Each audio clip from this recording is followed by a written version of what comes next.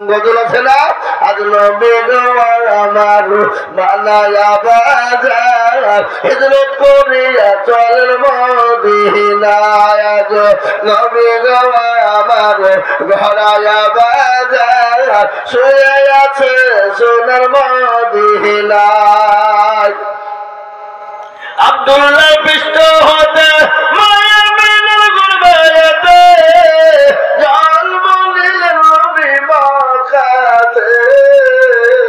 আজ নবী গো আমার বানায়া বাজার, হিজরত করিয়া চলেন মদিনায়। আজ নবী গো আমার ঘরায়া বাজার, শুয়ে আছে সোনার মদিনায়।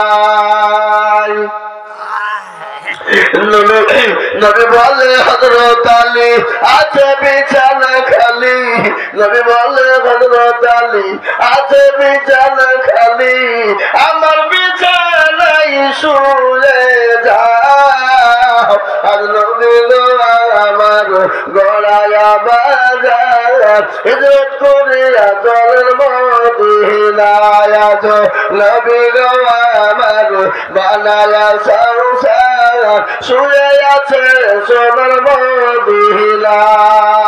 ওই নবীর নামে দরুদ পড়িলে, ওই নবীর নামে দরুদ পড়িলে, হাবিয়া তু যখন নিভে যায়।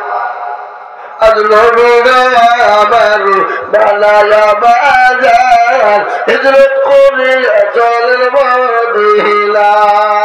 ও মুসলমানেরা, আল্লাহ নবী মক্কা ছেড়ে মদিনার পথে চলে গেলেন।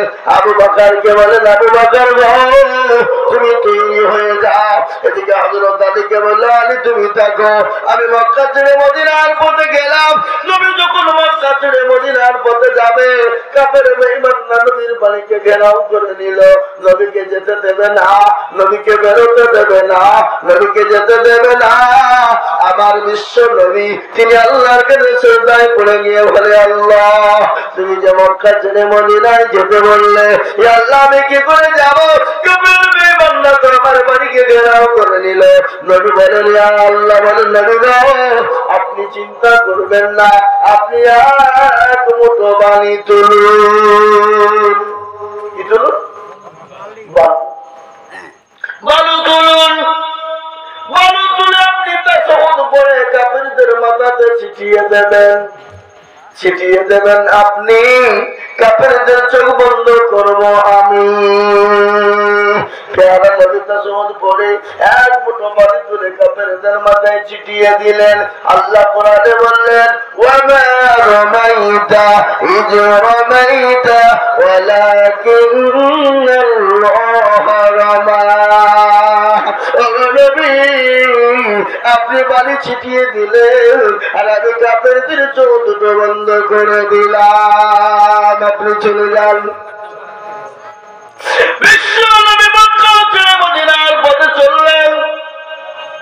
সঙ্গের সাথে তিনি কে ছিলেন? জোরে বলুন কে? হযরত আবু বকর। নবীকে নবীজি আবু বকরকে গিয়ে বললেন, আবু বকর রে তুমি তৈরি হও।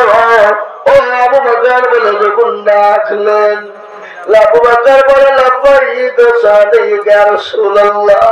নবী বলে, আবু বকর ঘুমাও নাই?